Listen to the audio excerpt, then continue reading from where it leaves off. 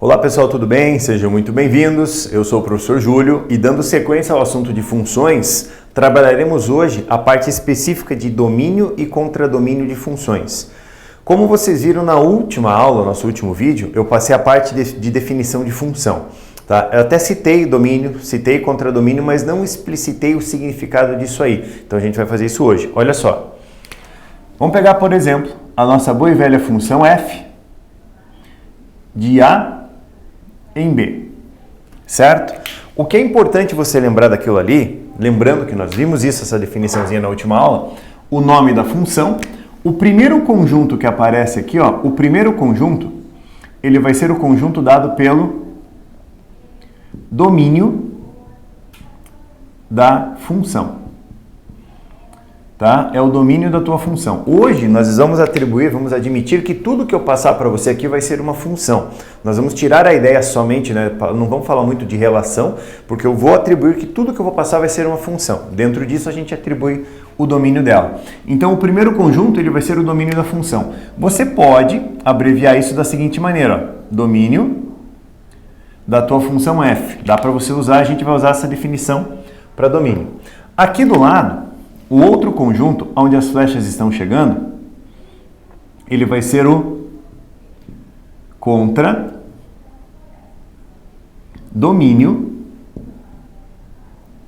da função. Olha, vai ser o contradomínio da tua função. A gente vai abreviar assim, ó, contradomínio da tua função. Então, o que vai acontecer? Olha só, a tua função ela vai ter um domínio que nós chamamos de campo de existência, os valores de x para os quais a função vai existir, e o contradomínio dela, que é o conjunto onde as flechas estão chegando. Então, o que vai acontecer? Ó, partindo da mesma ideia, eu tenho aqui um conjunto A, tenho aqui um conjunto B. Eu vou lá e coloco assim, menos 1, 0, 1 e 2, 6, 7, 8 e 9. Vamos fazer uma correspondência de um com o outro. Ó, ligamos o menos 1 aqui, ligamos aqui, ligamos isso aqui e ligo isso aqui. Certinho? O que acontece? Se você olha para essa representação, você tem que o domínio da tua função são os elementos do conjunto A. Então, o que eu vou colocar aqui? Ó, domínio da minha função f, ele vai ser, são todos os elementos do conjunto A, menos 1, 0, 1 e 2. Menos 1, 0, 1 e 2. Mas você pode simplesmente colocar que o domínio da função é o próprio conjunto A. Não está errado, tá? As duas notações são válidas. O contradomínio da tua função, eles são os elementos, né, que dá o conjunto aonde a flecha está chegando. Perceba que a sua flechinha está chegando no conjunto B. Então, os elementos de B, 6, 7, 8 e 9. Por mais que você olhe e fale assim, tá, mas o 9 não está recebendo ligação. Isso é papo para nosso próximo vídeo, tá? Então, aqui, ó, o 6, o 7, o 8 e o 9. Tudo bem? O 9, ele faz parte do contradomínio, mas ele não vai fazer parte de um outro conjunto que eu vou citar mais à frente, que também não está errado. Se você chegar e falar assim, ó, que o contradomínio da tua função é o próprio conjunto B. Isso eu estou explicitando ela em forma de um diagrama, né? De uma relação de A com B, tudo bem? Uma função f, né? Uma função f de A em B. Existem outras maneiras de você explicitar o domínio. O domínio ele tem muito mais uma abrangência muito mais importante do que o contradomínio. O contradomínio está associado a ele, mas o domínio da função, o campo de existência dela é muito importante. E a gente tem que tomar um cuidado com ele pelo seguinte, ó. Deixar aqui para você dar aquela congeladinha no vídeo, tá? Para você olhar. E eu vou apagar ela aqui, ó. Quando eu digo para você que as aplicações do domínio são muito importantes, significa o seguinte, ó. O que eu estou tentando dizer para você? Imagina que eu tenho uma função, dada pela função f de x, ela vai ser igual a 6x mais 7 sobre x menos 2. Aquela função ali, perceba, ela não aceita qualquer coisa. Eu vou usar esse termo para facilitar um pouco. A função f ela não aceita qualquer coisa. Eu preciso estabelecer um domínio, o campo de existência para ela. Quando eu falo campo de existência, entenda assim, ó, quando eu falar para você campo de existência, o que tem que vir na tua cabeça? Valores do x para os quais a função existe. Tá? Aí a gente vai ter que recordar um pouquinho de alguns vídeos atrás. Ó, por exemplo, quando você tem uma fração, entenda assim, ó, quando você tem uma fração ela é um número na forma a sobre b, onde o b, o denominador, tem que ser diferente de zero. Uma função fracionária como aquela ali, o denominador dela não pode ser zero, porque senão você não tem, ela não existe, né? Ela foge da existência, do campo de existência da fração. Então, o que acontece? Ó, eu pego ela aqui e penso um pouquinho. Já que ela é uma função na forma fracionária, o que não pode acontecer no denominador de uma fração? Isso que está aqui embaixo, ó, isso que está aqui, não pode ser zero. Então, pera um pouquinho. O x menos 2 tem que ser um número diferente de zero. Se ele for diferente de zero, aí você resolve essa equaçãozinha. Ó, menos 2 joga para lá mais 2, o x tem que ser diferente de 2. O meu x tem que ser um número diferente de 2. Daí o que vai acontecer? Ó, você vai estipular, vai determinar um campo de existência para ela. Qual que é o campo de existência daquela função? A tua função f aceita qualquer valor do x, só tem um valor que ela não aceita, né? O 2. Por quê? Vou contradizer o que eu acabei de falar, ó. Porque se você calcular, olha só, o f de 2, isso vai ser igual, certo? Eu estou contradizendo o que eu estou falando. Vou calcular o f de 2. No lugar do x, no lugar do x, no lugar do x, você vai lá e coloca 2. Pense um pouquinho. O 6 vai multiplicar o 2, vai somar com o 7 sobre 2 menos 2. Ó, 6 vezes 2, 12, mais 7, dividido por 0. 2 menos 2 dá 0. Repara em cima, ó, você tem 19 dividido por 0. Isso aqui é uma divisão impossível. Não existe divisão por zero. Nós citamos isso em algumas aulas atrás. Não existe divisão por zero. O que acontece então? Pera aí. Se ele não pode ser 2, eu fiz uma contradição aqui, né? Pô, não pode porque justamente dá zero embaixo. Então, o que acontece? O domínio da tua função f, a gente vai caracterizar assim, ó. Domínio da tua função f vai ser dado da seguinte maneira. Todo valor de x vai pertencer ao conjunto dos números reais, certo? O x ele pode ser qualquer valor real, de tal maneira que o x seja diferente de 2. Ó, o que eu estou dizendo? Quando você olha uma notação como essa, é uma leitura simplificada, tá? Vamos pensar assim, o domínio da tua função f, o que significa isso? Qual que é o significado de domínio da função? Eu estou dizendo para você, a tua função f aceita os valores de x que estão para cá. Quais são os valores de x que ela aceita? Ela aceita todo x real, qualquer x real ela aceita. Menos 15, 200, 1 milhão, aceita o pi, aceita a raiz de 3, aceita qualquer coisa. Ela só não aceita um valor. Então, de todos os reais, de tal maneira que ela aceita tudo menos um x diferente de quanto? De 2.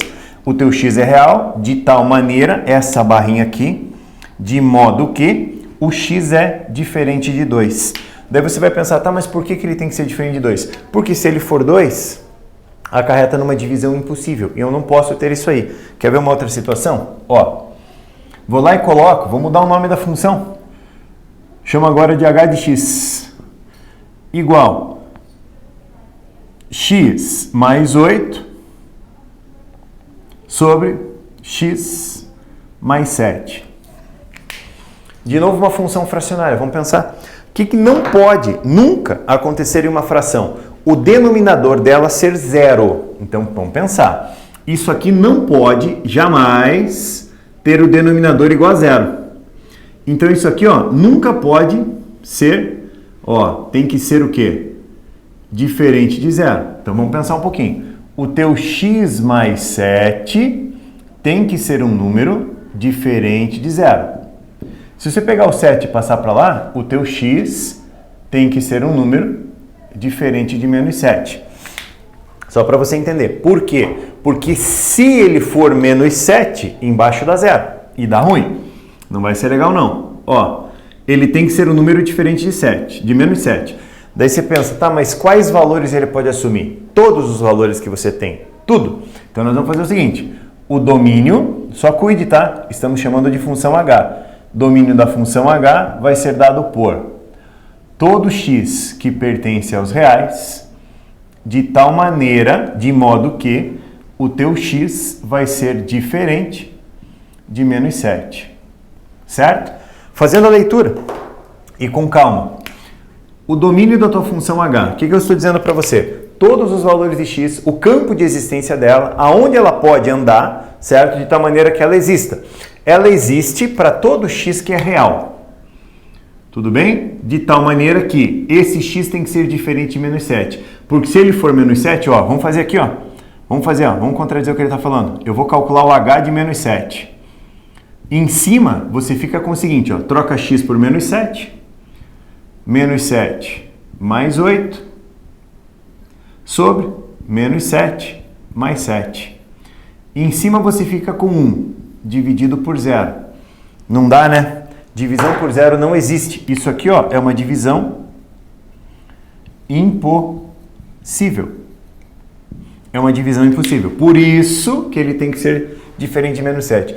Existe uma outra maneira de você escrever isso que é a seguinte, quer ver? Ó? O domínio da tua função, h, ela vai ser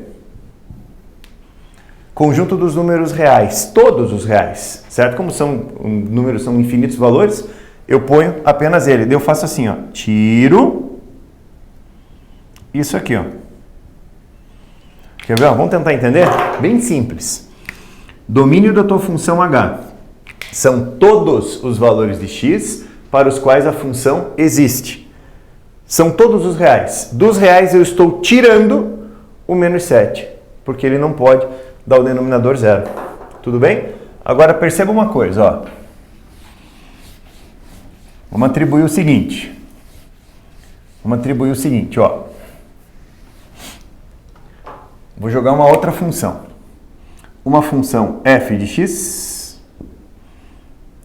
dada por isso aqui, ó. 2x mais 6. Eu quero que você estabeleça o campo de existência dela. Agora vamos pensar um pouquinho. Ela não é uma função fracionária, né? Na verdade é, mas o denominador de cada um é 1, então não preciso me incomodar. Eu não tenho nenhuma outra restrição para ela. Você vai falar, pô, como assim restrição? Você quer ver, ó? Do jeito que ela está aqui, não existe restrição. Então, o domínio da tua função que eu chamei de f vai ser dada por todos os números reais. Tá aqui, ó. Porque não existe restrição para ela. Agora eu vou colocar uma restrição nela para você entender o que eu quis dizer com isso, ó. Eu vou lá e coloco, vou chamar ela de... Dá o mesmo nome para ela, ó, f de x igual. Só que aqui eu ponho uma restrição, eu coloco assim, ó. Raiz quadrada de 2x mais 6. Eu coloquei uma restrição para ela. Qual foi a restrição que eu coloquei? Eu coloquei um radical nela. Aí você tem que lembrar uma coisa. Para você trabalhar dentro dos números reais, a tua função não pode ter um radical, né, uma raiz quadrada de número negativo. Vamos pensar um pouquinho. Os números, de uma maneira geral, ou eles são negativos, ou eles são positivos, ou ele é zero. Se você pensar, o que está aqui dentro, o que tem aqui dentro, não pode ser negativo. Não pode ser negativo. Pode ser zero. Por que pode ser zero? Ó, fazer um rascunho aqui, ó. Porque a raiz quadrada de zero, ela é zero. Isso aqui está ok dentro dos reais. Ah, pode ser positivo? Pode. Raiz quadrada de 1, raiz quadrada de 5, raiz quadrada de 7 são todos números reais. Agora, se você coloca uma raiz quadrada, por exemplo, de menos 4, isso aqui, ó, não pertence aos reais. Não é um número real aquilo ali. Então, qual é a condição para que isso exista? O que está aqui dentro, ó, o que está aqui dentro tem que ser um número, ó, o que está ali dentro é o 2x mais 6. Ele tem que ser um número maior ou igual a zero. Daí você trabalha com uma desigualdade dessa, ó. Mais 6 passa para lá, 2x é maior ou igual a menos 6, 2 passa dividindo, basta que o x seja maior ou igual a menos 3. Vocês têm que tomar um cuidado para não confundir agora, tá, com o que eu acabei de falar.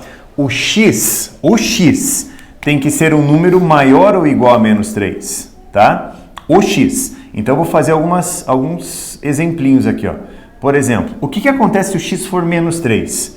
Para x igual a menos 3. Ó, troque o xzinho aqui, ó. Deixa eu até marcar em vermelho, para ficar mais claro. Troque esse x por menos 3. Menos 3 vezes 2 dá menos 6. Menos 6 mais 6 dá 0. Quando o x for menos 3, você tem raiz quadrada de 0. E raiz quadrada de 0 é 0. Tá ok. Pega um valor maior que menos 3. Só não esquece, tá? Vamos colocar uma coisa aqui importante. Aqui, ó. Quando eu estou dizendo maior que menos 3, maior ou igual, eu estou imaginando aqui, ó. O menos 3 para cá. Valores maiores ou iguais a ele, o igual nós estamos considerando ele. Valor maior do que ele está para lá, ó. Quais são os valores maiores que menos 3? Eu vou pegar valores inteiros, tá? Menos 2, menos 1, o 0, 1, o 2 e assim por diante. Então, vamos fazer o seguinte, ó. Pega um valor maior que ele para x igual a menos 2. Olha, é um valor maior do que menos 3. Substitua aqui por menos 2. Menos 2 vezes 2 dá menos 4. Menos 4 com 6. Você vai ficar com raiz quadrada de 2. Que é um valorzinho próximo de 1,41. É um número real. Por isso que ele pode. Agora a gente vai contradizer isso. Eu vou pegar um valor menor que menos 3, tá? Vou pegar um valor que menos 3. Pega um valor, por exemplo, aqui, ó, menor que menos 3. Vamos ver? A gente anda para cá, ó. Eu vou pegar o valor aqui, ó. Menos 4 é menor, certo? Menor que menos 3. Tudo bem? Se eu trocar aqui por menos 4 vezes 2 dá menos 8. Menos 8 com mais 6, para esse cara aqui, ó, você vai ficar com raiz quadrada de menos 2. Raiz quadrada de menos 2 não pertence aos reais. Por isso que o campo de existência para essa função são todos os valores do x maiores ou iguais a menos 3. Tudo bem? Gente, essa é uma aula, tá? É uma aula assim que ela merece uma atenção especial, mas eu preciso da próxima aula para que eu consiga passar algumas atividades para vocês. Então, não teremos atividade nessa aula porque eu preciso falar da imagem da função para que a gente consiga associar com isso aqui, tá joia? Ficamos aí, até uma próxima aula. Aquele abraço, tchau, tchau.